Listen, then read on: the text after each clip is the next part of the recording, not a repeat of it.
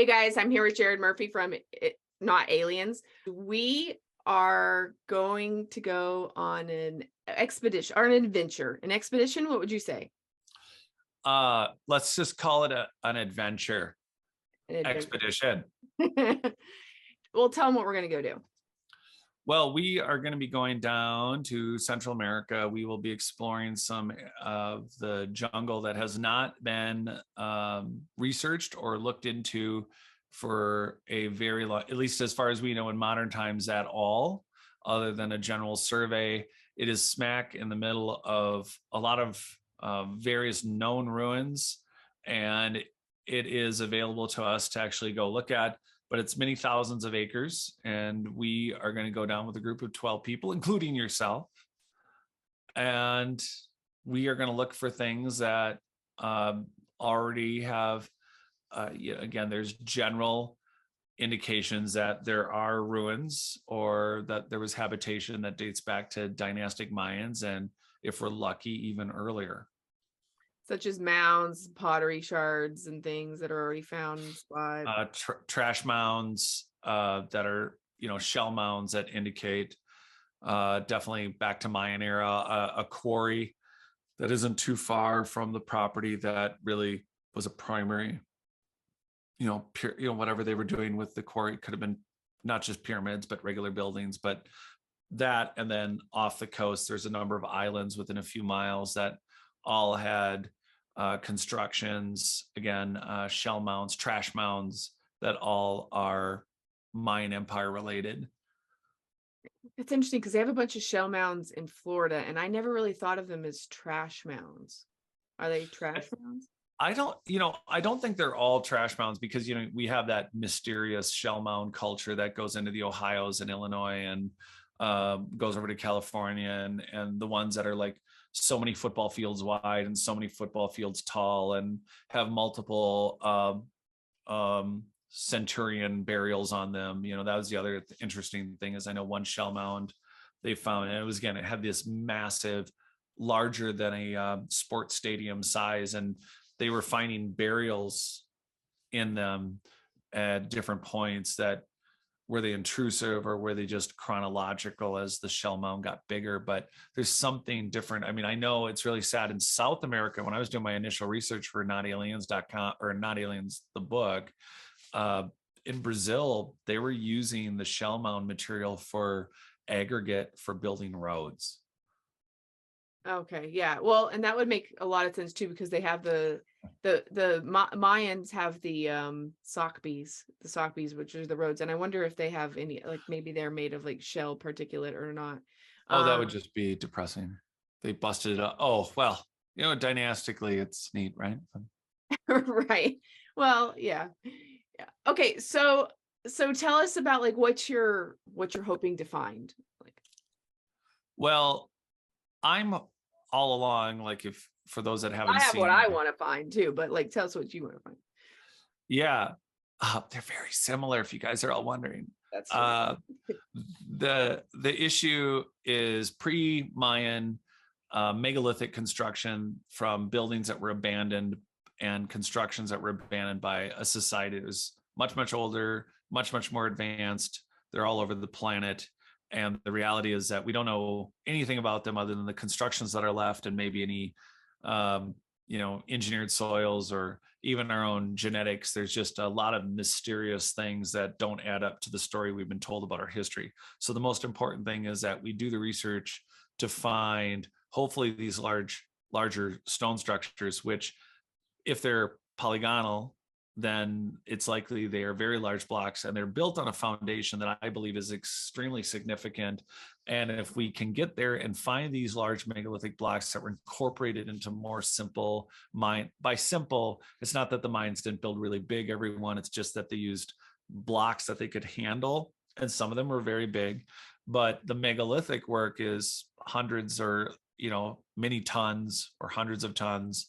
And there are many Mayan constructions where they have a megalithic corner or like a piece or a few things that they've incorporated maybe into the base of the building. A lot of their statues are kind of crazy megaliths. Like, which ones? the statues that they have are, Oh are yeah. like the carvings or things that they have on the actual, some of the actual pyramids, or that, or the stelas, or the what do they call it? It's not stelas, it's Stela. stela. Yeah. Yeah, so we're gonna find, if we find those kind of things, and we can do some testing to find out, is there advanced foundational evidence? Is it just pre-compacted soil? Is it different mixes? Modern construction, whether it's dirt, clay, or sand, there's a pre-compaction before you add in other layers to make a stable layer for either a fully poured wall with rebar, or which is a metal reinforced concrete wall, or if you're building block, cinder block, which is, again, you mortar that together. That's how we build today. But you have to lay, whatever is under that block wall or poured wall in modern times still has to be pre-compacted. And then you add class 5 gravel, which is anyone who's driven on gravel road, it's the same stuff. And they add sand and they pre-compact it, and they're supposed to do it. And for many decades, it's been 90% pre-compaction. So the point is, you build a new home, or you have a home, and some of us live in really old homes, and the floors are warped and the walls are weird. And a lot of these megalithic constructions, they don't have that issue, and we expect there to be some settling. And so however they were building those buildings, they were doing pre-compactions, I think maybe to 100%. So where you get this dialogue and it says, well, yeah, they were smart, they built on bedrock. And it's like, well, is it bedrock? Or if they can move hundreds of tons or thousands of tons of single block stone masonry, put it together and have it work against a measured earthquake frequency, how hard is it for them to crush billions of tons of sand or crystal or different, maybe really, really nano-sized crystals of things that they made up, or geopolymers? And how hard would it be for them to harden what looks like foundational bedrock, which is really a pre-compacted foundation that they built intentionally for these megalithic constructions, which for dynastic Mayans, they don't care. They were building buildings and it seemed like hard ground. And we have people who come in and look at these constructions and it's hard ground. But if we were to find that it was manufactured, or that the 2 or 3 or like 20 feet of foundation is actually a moved their material, and it has various layers of densities that were intentionally designed, I think that is going to say a lot. On a minimum, it's not just about our past history, it's also about like Our these ancient applications. technology, or like what we could do at one point. Yeah, so we have a lot to get out of it by just finding these things. I mean, at the same time, not every Mayan story's been told, not every Olmec story's been told, not every pre-dynastic Mayan, what's been going on there. The father of South American archaeology, I wrote about him in the last book. It'll be included in my new book that's coming out hopefully before the expedition in April. But What's the new book called? Is it still, it's not aliens, worse, it's us? And it has like in the secret little words next to the really cool graphic, it says it's not aliens, and then it says beyond prehistory, discovering our advanced past. Okay. It's so funny because I hadn't told the story in a long time about how I renamed it, and then it came up recently. So all the morphology of the name, that was what was stuck in my head. And so at this exact moment, I decided to forget the title of my own book.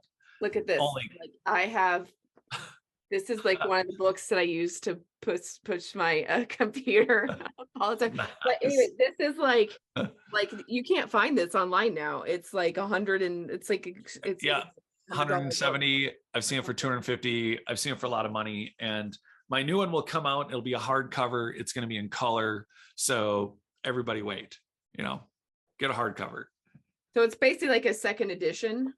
Yeah, but with like a lot of new pages, updated info, more along the phraseology that we're using now, edit out some things. I feel like this book that you guys can't get. So haha, but it's just wait.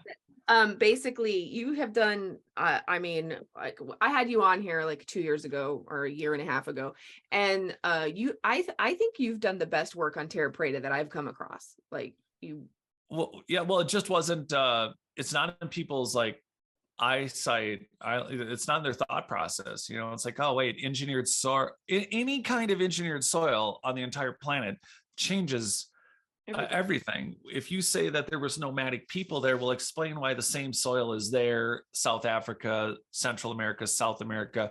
How do you explain the same recipe? How do you explain that without a prior unknown society? And no one talks about it. Like those people who've never heard of Terra preta, they've had their head in the sand. That probably is Terra preta. Yeah. How would you like explain that to them? Um, It's like there's biochar, there's it's engineered in that it's actually constructed, and we know that it's constructed because of, well, because it's not natural. It's not from a forest fire or a lot of composting. It's a very specific soil mix, and soil scientists have enough instrumentation to be able to look at it, and even electron microscope or the various forms of I can't talk today. I just can't talk today. Spectrophy, spectra. Yeah, I can't do it. Yeah. There are a few different methods. Electrospectrophy. I really can't talk. This is real time, and I'm not stroking out, by the way. Just everyone. They you can look to a point and go, okay, this is very interesting. There's been studies for years, literally 100 years, on this soil that, oh, it's a real rich growing soil. So the first question is like, well, is this just jungle trees rotting and they came up with this? They've done that, and then it wasn't the case. It turned out that they know enough from looking at the particles to know that it's a combination of a number of different things, but they're not natural. They're not just a compost. It's a man-made mix, no different than a prepackaged cake mix or pancake mix. Works for thousands of years, and yeah, it doesn't seem to go bad, and we can't 100% replicate it, if I'm wrong. No. Yeah, no, you're right. That's why we call the modern version our biochars. So if we have a specific, if we're going to go into the wine business and grow grapes, or if we're going to go into the apple business and grow apple trees, whatever we're going to grow, there are mimicking modern contraptions, and they call them biochars. So they're taking biomass of different kinds and they're burning them. They're basically brewing dirt. How's that for you all out there that all like, hipster breweries and cideries, and that's what they're doing. They're brewing dirt, and the dirt is really helpful, and you can tweak it with different burnt organics and then other just general base dirt. So it's like a geopolymer, right? You have different strengths or different mixes for winter. If you're pouring in a building with concrete in winter, you actually have accelerants, so you can keep building in winter even if it's really, really cold. They put in chemicals that allow that wall to be equally and stronger than a wall that's poured in summer, which, even though that's been going on for years and years and years, decades, since the late 70s, it's like I'm still think it's better just to do your foundation in summer. But the biochars are a modern equivalent, but they don't self-replicate. There is a study on Terra preta. They keep not rotating. We learned a long time ago to actually, it was one of the people who learned. I used to go to the farm. He was in the Kelly farm in Minnesota. Is one of the places where they didn't figure it out till the 1800s. They're like, you know what, we should rotate the crops. And they that was really an early mid pre-Civil War understanding of how you should do things. It really wasn't understood. I mean, it's not an invention that came before that. So this Terra preta keeps functioning, has those electromagnetic properties. It can filter heavy metals and carbon dioxide. And so, it's working right now. Everyone's worried about the atmosphere. And the reality is that ancient engineered soil is still filtering and doing that. And it's also minerally very rich. And there is a study that's been ongoing for 17 or 18 years at this point, and they've never rotated the crop, and it hasn't depleted the soil ever. It just keeps producing at the same level. So so that's part of we don't know what it does. But the modern versions are biochars. The ancient version is Terra preta, but around the world, it's, it's a soil type, and that soil type is found. There are different versions of biochars, and there's a lack of acknowledgement around the world about fire is good. That, oh, well, get clears this and that. There's a basic understanding of like, well, these bushes or sequoia, a big one, redwoods, sequoia, they need fire to crack the shell in order for the seed to grow. Yeah. So there's a lot of weird things, and it's like, gosh, it's quite a peculiar system. If we were to say that it's just some random, there's a lot of rabbit holes we could go down, but this soil is all over Belize. It's all over in Brazil. When I started writing, they were like, well, we think it's an area twice the size of Spain that has Terra preta, and it can be 12, 15, 18 plus feet thick. So, okay, well, who made it? Because some of the dating they're willing to say academically is 6,000, 7,000 years old. And then there's all this stuff about, well, carbon dating, is it really that old? And then, well, yeah, there's a lot of, is it older? And then, okay, but then like the real implication of like, forget about like, because we can't really 100%, because I think carbon dating is bullshit, but like, so, okay. What I just want to say is like, well, what are we in a science experiment? Is like this engineered, if it's engineered soil, like engineered by who? And like that, like there could be implications that the entire rainforest is planted, kind of thing. Oh, I think so. Yeah. I've heard that, and it kind of blew my mind for a minute. Then I'm like, oh, hold on, wait a minute. Like, really, what if it's one giant greenhouse that is out of control? One sort of planned garden. Yeah, like an abandoned greenhouse. Huh?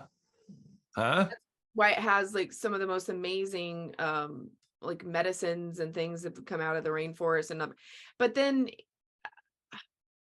okay, but what's interesting is that, like, for example, you take like the Atacama Desert or like other parts of like when you start looking at some of the stuff, or greening the desert, or how like the Africa, like the Sahara used to be a desert at some point, even as soon as who knows when. Okay, but as soon as like not a desert. It used to not be a desert. It used to be like a lush forest, as if they have like I said, they have petrified wood and stuff all over it. Like they have like they have a lot of things that know that. I kind of just wonder, I don't know, like how is all of our are we terraformed? Like that's what I'm kind of wondering. That's what I'm kind of getting to. That's one of the things that I not worry about. Not alien person, and I know I'm not an alien person necessarily either. I'm just saying, like, is this like well, and again, to clarify for everyone out there, it's not that there's not space traveling anthropologists. It's just that the indications for what we're seeing in the ground is that a very advanced humanity failed, which is my first concern. And then did they beat each other up? Did the world, did the universe, did some solar event? Did we colonize the greater solar system, and did we really wore it all out to almost oblivion? And that is the question. It's like, if we're a product, if Earth itself is a product of us terraforming it after having started. So people love to go, I don't even know if I want to digress to the Nibiru binary star system. Right. But what if it's possible that there was a secondary planetary system and we aren't the first? What if we were colonized as just another colony? And even if we weren't, and if we did origin here, there's a lot of indications and expectations that maybe we didn't just stay here, that we did already travel out into the galaxy, or that we did settle Mars or moons or the moon, or did we already, again, create a situation where there was a societal conflict mixed with the way we were managing the planet? I mean, think about it. What if Central and South America really was the world's medicinal pharmacy? The Garden of Eden. Yeah, I mean, it makes me kind of think. Okay. This is where I want to corral you into saying everything you just thought. Let's hear it. No, I mean, it really does make me think that ultimately, why did we forget? What is the point of us like, let's say we are for so like there were like it's some giant Atlantis, a wonderful thing, and then we had like some big nuke war and this and that. But why I don't understand um how we are here today in 2023 basically trying to put together like the puzzle pieces with four pieces of the puzzle, and we just know like I don't know, and why is it so we have to like it's almost like we have to battle information for our own past. Um, well, we can go down the conspiracy road, we can go down academic hubris, we can go back down to there's so many. It's so interesting. When I was just being reminded of a story. Who was the interview with? I'm actually going to bring this up for people because I just can't believe I don't think about it more often. But it's Neil deGrasse Tyson, and he's with Joe Rogan, and I didn't know what the interview was going to be, but here you have quantum, we're talking quantum physics and everything else, and I want to give credit because it was a good reminder. Was when they first came up with the telescope, and then first there was a telescope, but then they figured out if you add more than one lens, you could have a microscope. And then for no reason, you got a guy who says, I'm going to put some water on a slide and look at water. What could possibly be in water? And he looks, and I wish I could remember who it was, but he sees little things swimming around. It's like, there's something in the water swimming around that we didn't even know was there. And he wrote into the, powers that be of science and said, look, there's little stuff in the water. And they literally wrote back and apparently told them, you must have wrote this after drink of gin. Right. You're on crack. Yeah. So we could just look at that as an example for all of humanity forever moving forward about their ability to avoid the full picture. And it's a bizarre handicap. It's a bizarre way to be when we keep, if any lesson should have already been learned, it's that there are way more questions than there are answers. We are not fully conscious.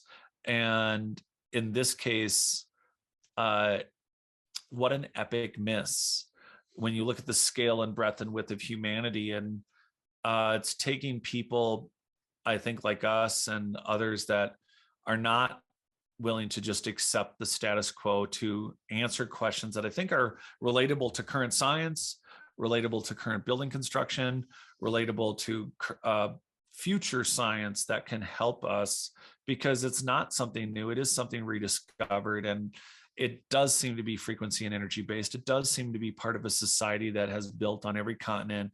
And again, the majority of what we need to find, unfortunately, is underwater. That's what sucks. I feel like we're looking at the very ass end of their constructions before, everything collapsed. It's not like everybody lived on the coast, so maybe they had vacation Machu Picchu. That was the Radisson. There's also a thing about how the Earth crustal displacement theory, where the Earth recycles itself every it churns it up years, or churns it up or something. Like I don't know. Yeah. Like, I mean, there's so many different theories about like I said, one of my things about the Earth in general is don't even take for granted tectonic plates, because that could be a completely wrong way of looking at what I mean. Like there's fault lines, we know there's things that shift and are moving, but the mechanics of how they and why they do it, we don't actually know. Like I do think if we think that everything, if we can hear the sounds of Jupiter and Saturn with satellites when we go by, and the moon rings like a bell, then I mean, why are we the only one that's got a molten lava inner core? Like if all these other planets make a sound, like if we have a Schumann resonance, which is a sound, like there's that all these things are indications that there is some form of hollowness or some form of not what they're telling us our Earth's made of. And okay, cool, if you got that going on, like what if we are expanding or shrinking, or like the size is changing, and these are the stretch marks of the, I don't know what, we don't 100% know the mechanics of what the thing is that we're on, the actual planet that we're on. So that's just something that I always like to like go back and keep in mind. But I mean, look at I tell people, look at everything from first principles in terms of, like, if you're looking at like a column, like a Corinthian column or something, just or with these flutes and stuff in it. They didn't even invent the electric drill until like 1917. Like, how are they making these 100%?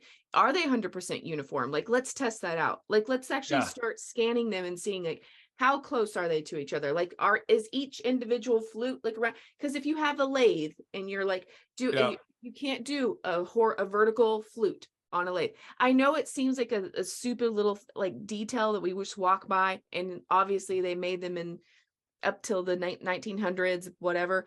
How? How? Just like start going back to the, don't listen to what someone else tells you. Like start looking at everything from its parts and start trying to break stuff down for yourself. And you might come up with something different than someone else told you. Yeah, those are all really just dead on to the questions at our table that we should keep very much in front of us. And that's what happens is that Michael Cremo's always said from Forbidden Archaeology, it's, people find the facts they're looking for. They're not open to the fact that the broader platform, the foundation, what should be in your eyes and your lens, your filter of what you're digging up shouldn't be what you're looking for. It should be all the questions of, here's all the things that don't work out. Here's all the things here's what we know of to suspect about how much more mysterious the planet is. When you dig at your site or you're researching something, how does it look in comparison, not to what you're want to find, but what's actually there is Yeah. a very different perspective, and it's going to help answer the questions that, again, why don't we know the exact measurements? I think it's going to be unavoidable soon. I think, one, you have a lot of people, it's a foregone conclusion, like, I hate to say this, but even records, vinyl that is back now at $40 to $70 for a record. And the poor people buying them don't even know if they're actual analog recordings or if they're just getting a digital track transferred to vinyl. They don't even know what that means. Like, if you don't buy a classic album, people, that was analog. It was all waves and frequencies being translated to a physical recording.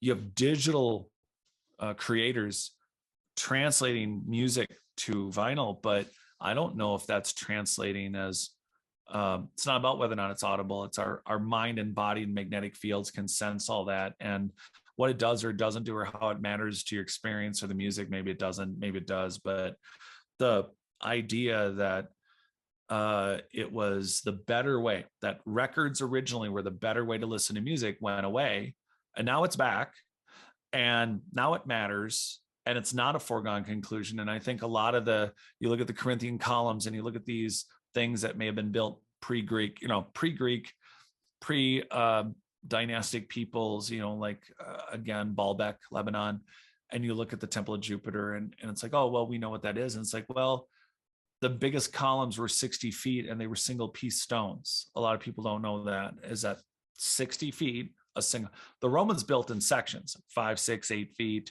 They would build a section, and probably plaster it all up. And it probably looked very different when they were, when the temples were put together, but not the original columns. There was over 214 that were there when it was found in modern times.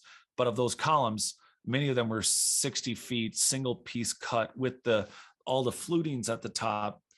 And some of them still exist. So if we don't treat it like a foregone conclusion that, oh, well, it was Roman or Greek, or, they kind of worked it all out and it was dynastic. And it's like, okay.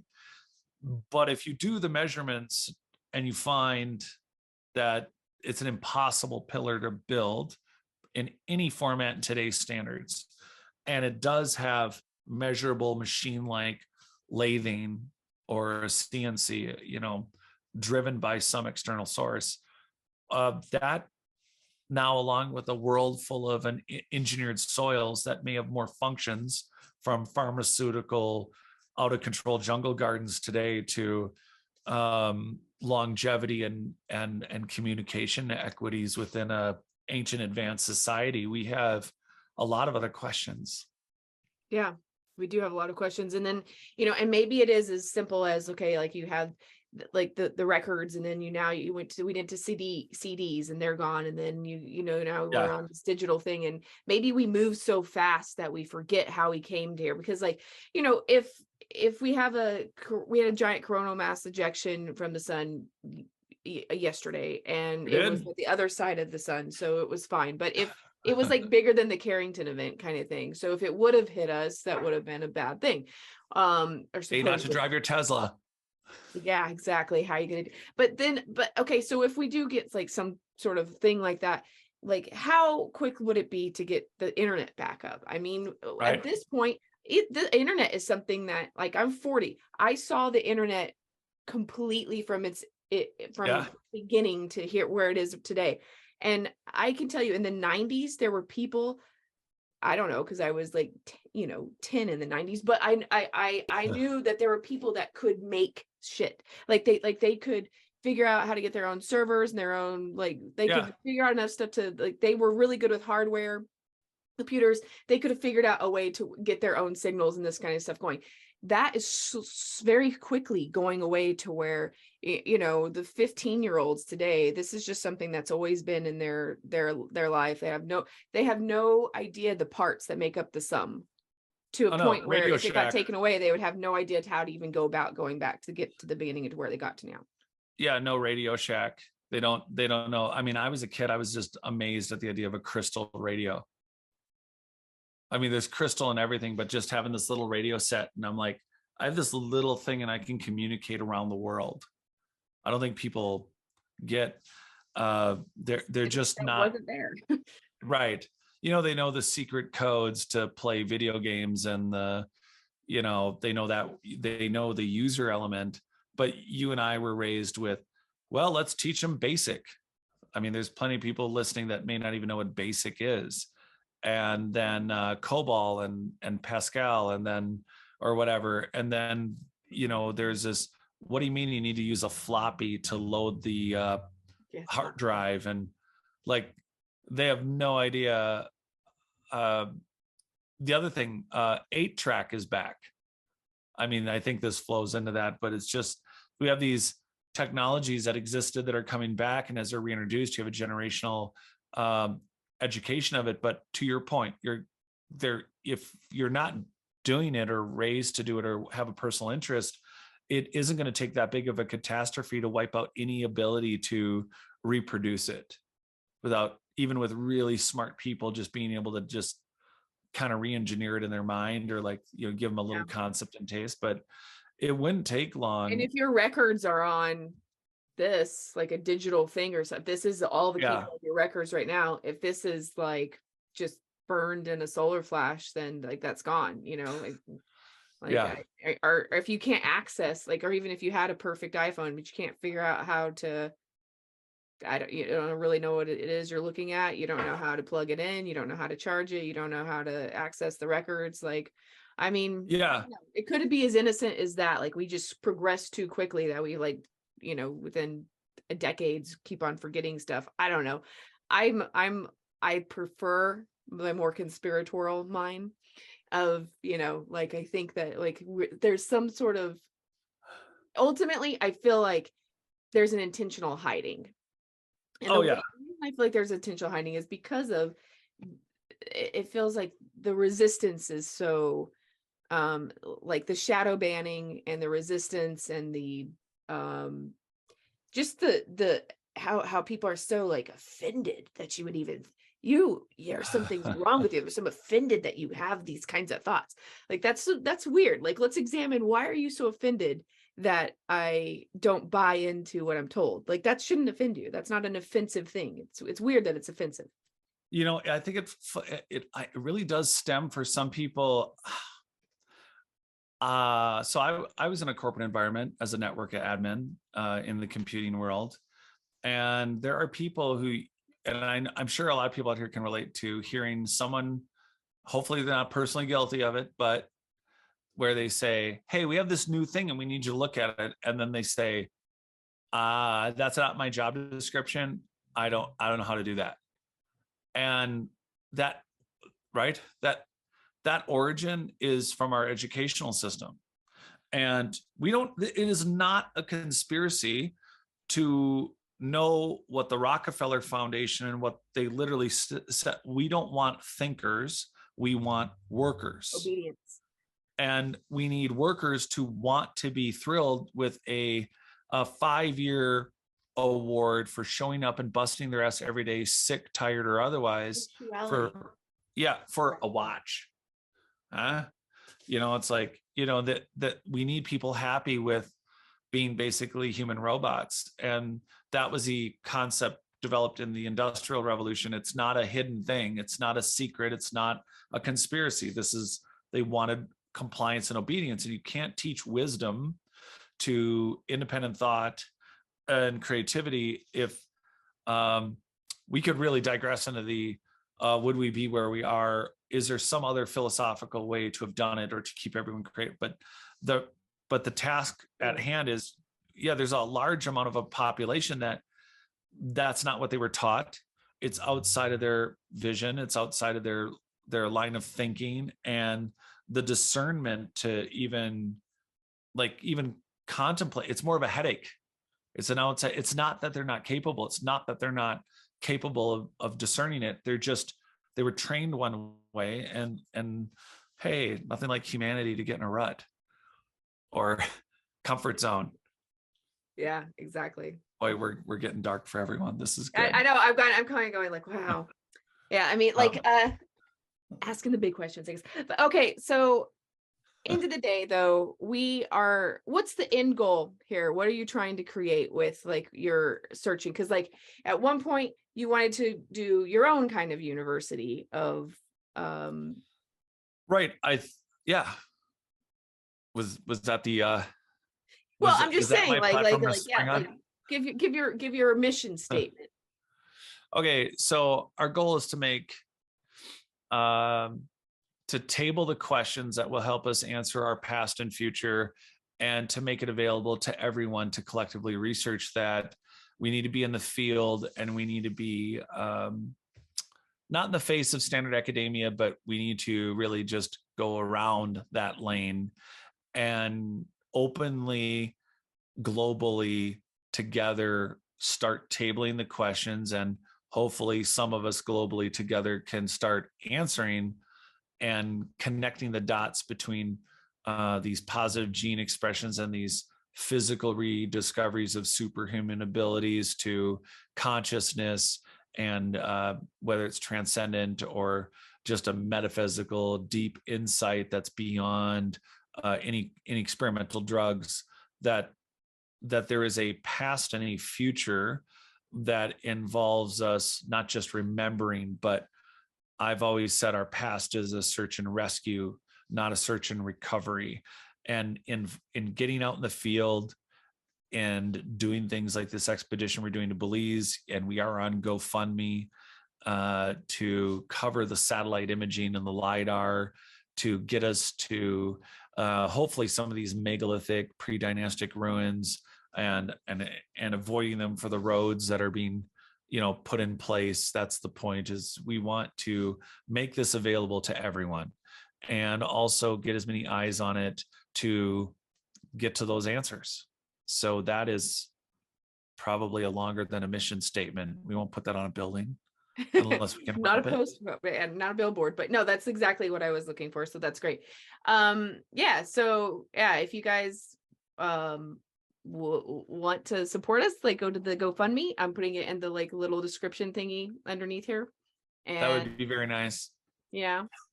And then I don't know. And your book, when are we going to get the link for that? What's up? At the rate I'm going, hopefully smashing up against us going on the expedition.